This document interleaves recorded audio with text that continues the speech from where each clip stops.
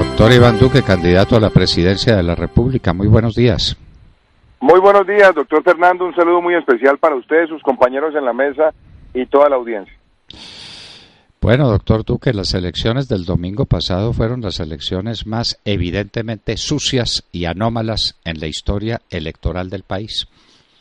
Lo que pasó el domingo no tiene nombre. Y entonces uno se imagina cómo fueron los escrutinios si ante la luz del día, en presencia de todo el mundo, sin vergüenza ninguna, los jurados de votación escondían los tarjetones donde estaba su nombre como candidato de la Gran Alianza por el Cambio. De ahí en adelante, ¿qué más pasa? Pues que usted tiene 4 millones de votos y todos los senadores del Centro Democrático, incluyendo la candidatura de Álvaro Uribe, tienen 2,5. Son cosas que pierden toda lógica porque el sistema electoral colombiano ha perdido toda credibilidad.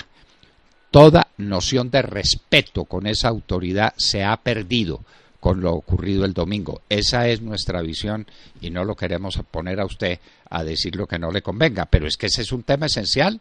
Nos vamos para las elecciones de mayo, nos estamos jugando el futuro y la pregunta es, ¿tenemos juego limpio? Doctor Fernando, muy buenos días. Mire, yo pienso en lo siguiente. La situación que se presentó el domingo, como lo dije en mi discurso y como lo dije ese día, no puede volverse a presentar en nuestro país. Es realmente una situación grave, porque hubo varios puestos de votación en el país donde se agotó el material electoral. Yo me reuní con el registrador días antes de la elección, le pedí una cita, me acompañaron directivos de mi campaña para conocer todos los procedimientos que tuviera establecido la organización electoral.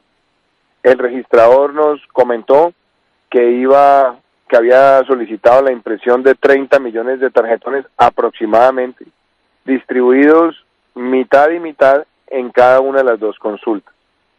Y nos dijo que de llegarse a acabar el material electoral, había un plan de contingencia que se activaría de manera inmediata, donde estaba contemplado que se trasladaran tarjetones de otros puestos de votación o de otras mesas en caso de que se acabara en una mesa individual, y que en el peor de los casos tendrían también dentro del plan de contingencia la posibilidad de utilizar fotocopias con la respectiva firma de los jurados. ¿Qué pasó el domingo? Se agotó el material y no había en ningún puesto de votación impresoras instaladas para poder atender esa contingencia. Hubo repesamiento y muchas personas no pudieron ejercer su derecho constitucional al voto. ¿Qué hice yo ese día? Fui al Ministerio del Interior. ¿Qué hice yo ese día? Fui a la organización electoral. Y me pronuncié en mi discurso en la noche diciendo que este es el tipo de cosas que jamás deben volver a suceder en el país. Y yo creo, además, doctor Fernando, que lo que tenemos que hacer de cara a la elección del 27 de mayo es tener muchísima capacidad de observación, fortalecer todos los sistemas de testigos, solicitar el mayor acompañamiento posible de observadores internacionales certificados en el terreno, porque obviamente lo que no queremos es que unas anomalías que usted sabe que hace 4 años se presentaron en la elección presidencial se vuelvan a presentar el 27 de mayo. Creo que hoy más que nunca tenemos que exigirle a nuestro sistema electoral que corrija esos errores y que no permita que acá el abuso se pueda convertir en un fenómeno que impacte negativamente el resultado de las próximas elecciones. ¿Cuántos testigos electorales tenía el Centro Democrático en los puestos de votación en el país? Dicho de otra manera, ¿en cuántos lugares del país los jurados, los mismos que escondían los tarjetones, y me perdona si le digo con toda franqueza que los tarjetones no se acabaron, los escondieron, los destruyeron? Los tarjetones existían y los escondieron. Esos mismos jurados fueron los que hicieron el escrutinio. ¿Ante cuántos testigos del Centro Democrático? Doctor Fernando, lo que tenía previsto el partido era una cifra cercana a los 50,000 testigos electorales en todo el país. Desconozco en este momento de los 50,000 cuántos efectivamente acabaron prestando el servicio en su totalidad, pero como mínimo de la cifra original había un total de 27,000 que estuvieron activos ese día. ¿Qué veo yo? Ese ejercicio hay que fortalecerlo para la primera vuelta presidencial. Y lo otro, usted ha señalado que en algunos lugares el material estaba escondido, lo destruyeron. Eso obviamente es una situación que constituye un delito y por lo tanto yo espero que se hagan las respectivas investigaciones. Y de otro lado, yo creo que tenemos que fortalecer que la digitalización de los tarjetones pues se haga siempre con mayor celeridad.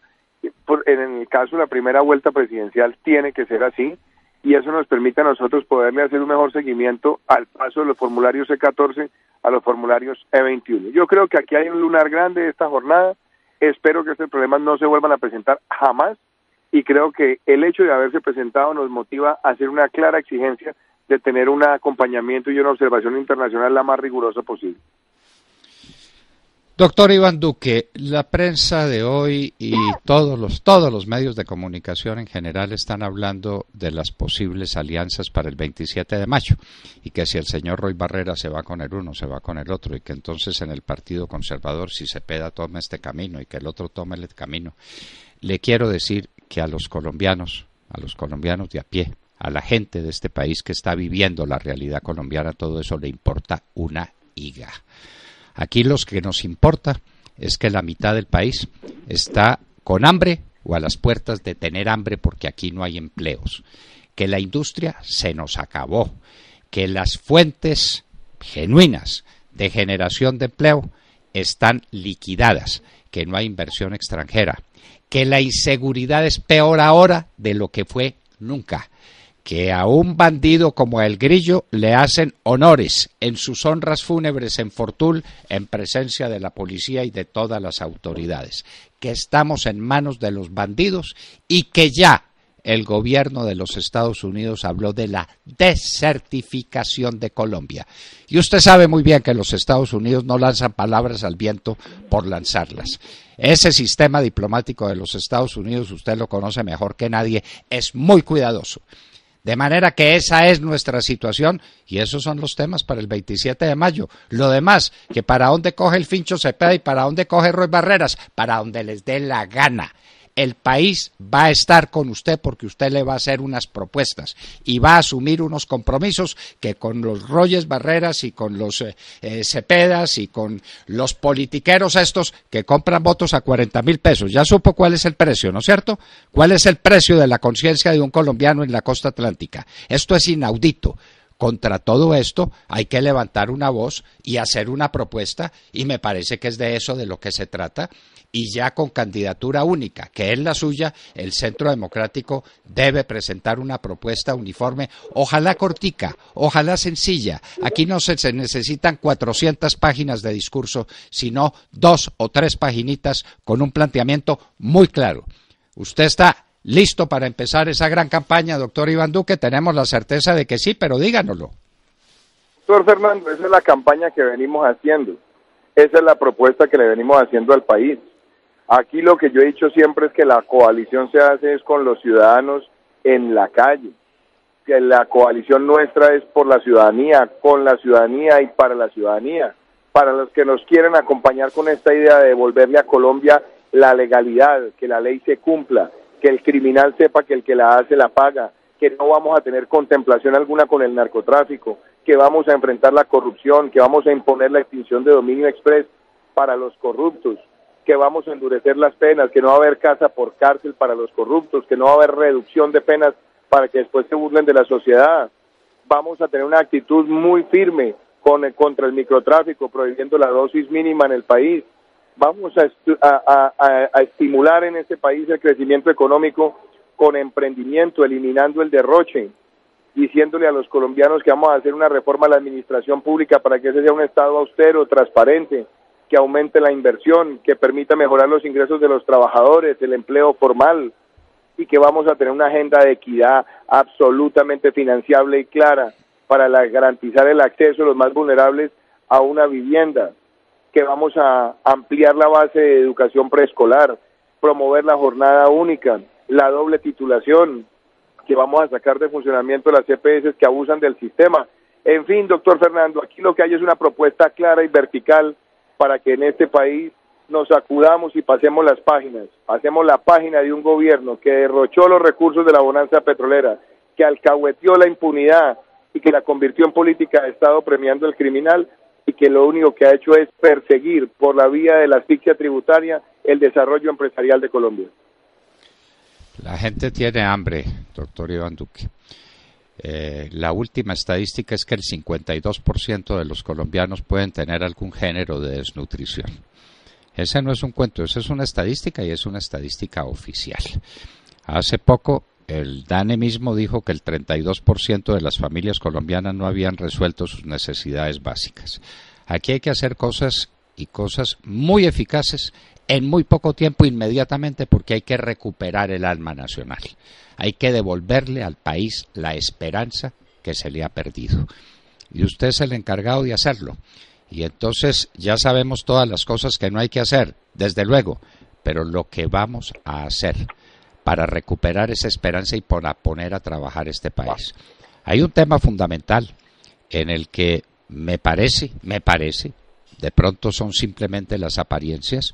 Usted y su vicepresidente, la doctora Marta Lucía Ramírez, excelente y maravillosa mujer, desde luego no están de acuerdo, que es en la rebaja de impuestos. En los Estados Unidos bajaron los impuestos e inmediatamente la opinión pública se transformó, el ritmo de la inversión se multiplicó, no hay... Fernando, sí, diga. usted sabe que esa ha sido mi tesis desde hace más de 2 años, que además cuando me opuse a la reforma tributaria dije que aquí no podíamos seguir asfixiando más al sector privado, que este país necesitaba reducir la carga tributaria, bajar tarifas de impuestos, estimular la inversión y por esa vía mejorar no solamente la capacidad de generación de empleo formal, sino los ingresos de los trabajadores. Esa fue la línea con la que yo empecé mi precandidatura, con la que me mantuve a lo largo de esta consulta y con la que me seguiré manteniendo porque estoy convencido que eso es lo que Colombia necesita. No cabe ninguna duda. La doctora Marta Lucía dijo que hablar de rebaja de impuestos en los 3 primeros años era una irresponsabilidad. Desde luego que la balanza se inclina en favor del presidente y sobre todo la opinión pública nacional se manifiesta y se manifiesta en favor de medidas drásticas, de medidas urgentes, de medidas que entre otras atraigan la inversión. Porque ¿qué inversión hay con una tasa tributaria, con una carga tributaria del 70%? Ninguna. ¿Y qué inversión hay en medio de una inseguridad jurídica pavorosa que es la que hay en Colombia? Aquí hay que rescatar el Poder Judicial. Una reforma judicial es indispensable porque los jueces no pueden seguir actuando con criterio político. Las altas cortes convertidas en directorio político, eso no lo va a aceptar el país. Doctor Iván Duque, la tarea suya es inmensa y tenemos fe en ella. Fernando, este país necesita una reforma estructural a la justicia. Aquí no nos engañemos. Este es un país que no solamente ha visto crecer la mora judicial, sino la impunidad frente a las conductas más graves. Aquí necesitamos empezar por lo más elemental. La justicia necesita una política de reclutamiento de talento, para que la rama vaya a las facultades de derecho y seleccione a los mejores. Segundo, que la primera y la segunda instancia se fortalezcan como un mecanismo creíble, próximo al ciudadano. Tercero, que tengamos el expediente electrónico. Cuarto, que tengamos el precedente judicial como lineamiento general para que los jueces puedan tomar decisiones conformes y uniformes y sustentadas, y no estar improvisando y tratando de llenar vacíos regulatorios de cualquier sistema sectorial por la vía de fallos judiciales que usted sabe que han generado gran incertidumbre jurídica en el país, aparte de confusión. Acá necesitamos que haya más arraigo judicial de los jueces, que haya un mecanismo de evaluación de las providencias más efectivo, que las personas que lleguen a las altas cortes deben haber transcurrido una parte importante de su carrera dentro de la rama. Y a mí no me parece descabellado, y lo he planteado, esa idea de la senadora Paloma Valencia, que se presentó por parte del Centro Democrático, de abrir el debate de si Colombia debe tener una corte única, con unas salas especializadas, con unos magistrados que ya estén en los estertores de su vida profesional para que no estén llegando a esas instancias de decisión a buscar canonjías de carácter político. Y por otro lado, quitarle cualquier facultad electoral al sistema de cortes en el país, que se ha convertido en una perversión por parte de los sectores políticos. Esos son algunos de los alineamientos que yo le vengo planteando al país, doctor Fernando, y que creo son importantes para el futuro de nuestro país. Son fundamentales. Como es fundamental la lucha contra el narcotráfico, usted lo sabe porque usted ha estado al lado del presidente Uribe, que repite una y otra vez que el narcotráfico es el combustible que alimenta todas las guerras.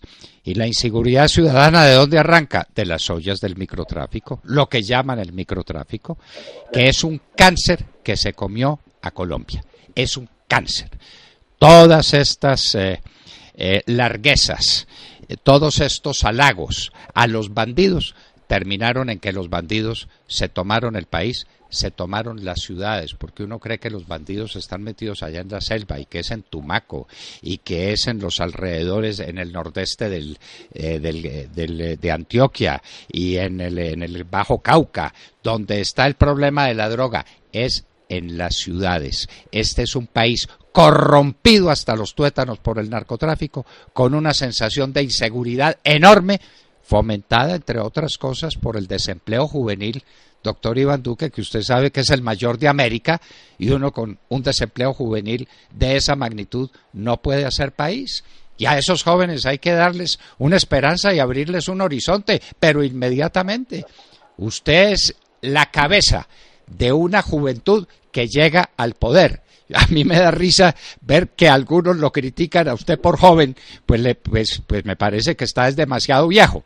Usted dejó pasar el tiempo porque el Libertador a la edad suya ya había hecho más cosas. Pero ¿qué es esto, por Dios, criticarlo a usted por joven, cuando es una nueva generación la que tiene que llegar al mando del país en todos los órdenes de la vida nacional? Porque el conocimiento se ha multiplicado a unas velocidades siderales, porque los jóvenes saben cosas que los viejos ya no alcanzamos a aprender, porque están viviendo un mundo cambiante, un mundo distinto. Doctor Iván Duque, usted es la esperanza de un país nuevo, de un país renovado, en el que hay que trasladarle esa esperanza a los jóvenes de Colombia que tienen maleta lista para irse a vivir a otra parte, porque aquí en Colombia están cerradas las puertas del porvenir.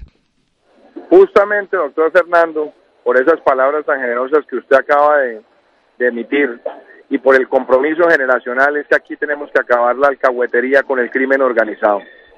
Este país no puede seguir siendo permisivo con los delitos como el narcotráfico. Y aquí lo único que han hecho es convertir al narcotráfico en un delito con corona. ¿Por qué? Porque aquí dejaron que fuera un delito amnistiable o conexo al delito político y se practica para financiar, promover u ocultar la rebelión. Eso es una vagabundería. Aquí lo que nosotros necesitamos es que ese delito se ha enfrentado con una multiplicidad de acciones: desarticular las redes, desarticular la cadena de suministro, desarticular las redes de precursores químicos. Deme un segundo, doctor Fernando, exactamente 30 segundos mientras paso aquí la seguridad del aeropuerto. No me vaya a colgar, téngamelo acá un segundo. No se preocupe, no se preocupe. Estamos hablando con Iván Duque, candidato a la presidencia de la República. Ahora yo me pregunto, ¿se va a inscribir por el Centro Democrático, por la Gran Alianza, por el Cambio? Esos son pequeñeces. Lo fundamental es lo que él represente, lo que represente su discurso. Ya retomé, doctor Fernando. Muy bien, señor, adelante. Entonces lo que yo le digo es que frente a ese delito, acá necesitamos una actitud vertical.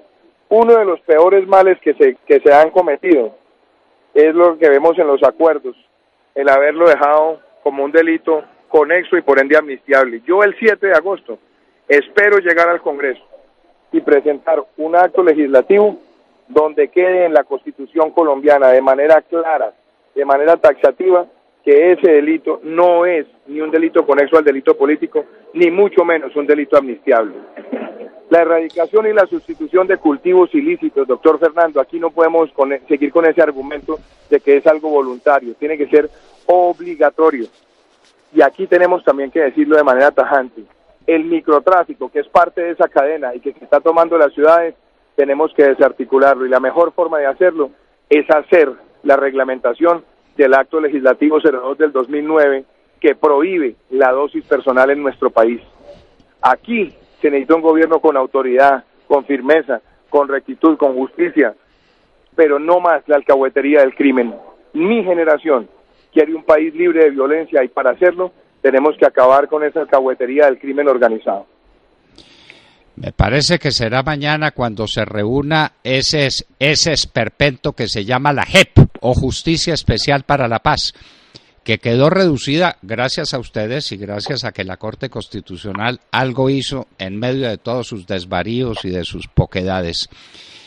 Quedó reducido a juzgar militares y a juzgar guerrilleros. ¿Cómo le parece a juzgar militares? Nuestros hombres, los que se batieron en los campos de batalla, los que entregaron la vida del país, colocados en plan de igualdad con los guerrilleros, asaltantes, violadores, los que colocan las bombas, los narcotraficantes. Pero, doctor, ¿nos enloquecimos? ¿Los enloquecimos? ¿Esta JEP qué es lo que significa? Y eso cuesta millones y millones de pesos, no para ayudar, sino para acabar de confundir el sistema judicial colombiano.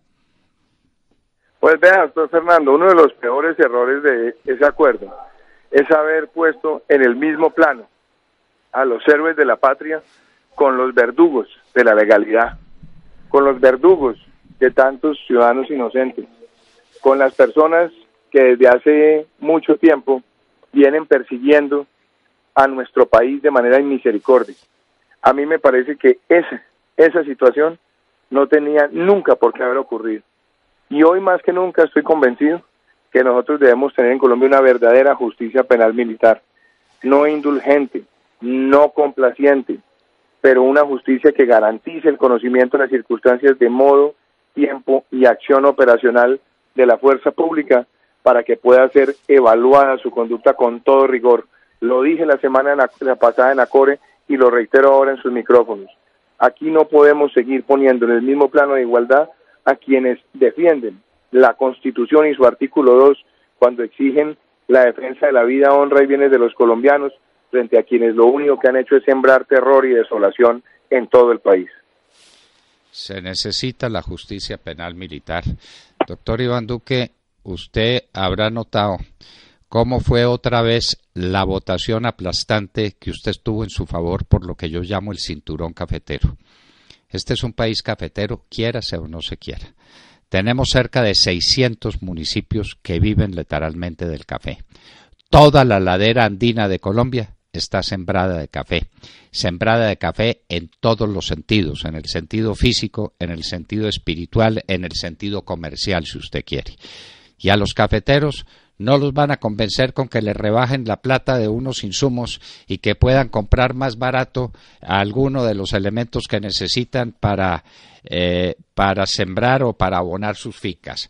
Esto tiene que tener un cambio radical, y el cambio radical es vendiendo café de calidad, directamente hecho en Colombia, en los mercados del mundo. A mí que no me vengan con el cuento de que somos capaces de vender la maldita cocaína en todos los lugares del universo, pero no somos capaces de vender el mejor café del mundo a gente ansiosa por desayunarse bien y que ha aumentado el consumo del café de 100 millones de sacos a 150 millones de sacos en unos años, de lo que no participamos en un solo saco.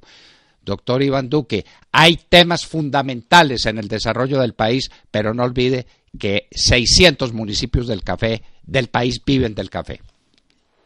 Doctor Fernando, esa ha sido una de mis prioridades.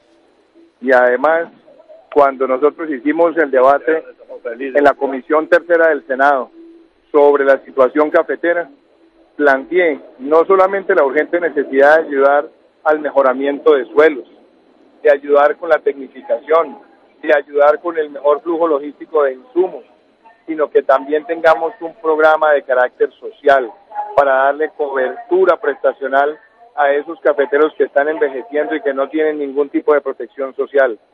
Que además nos propongamos hacer una mejor terminación del producto desde el país hacia el mundo, el posicionamiento de nuestros cafés especiales, el tener una mejor estrategia de comercialización.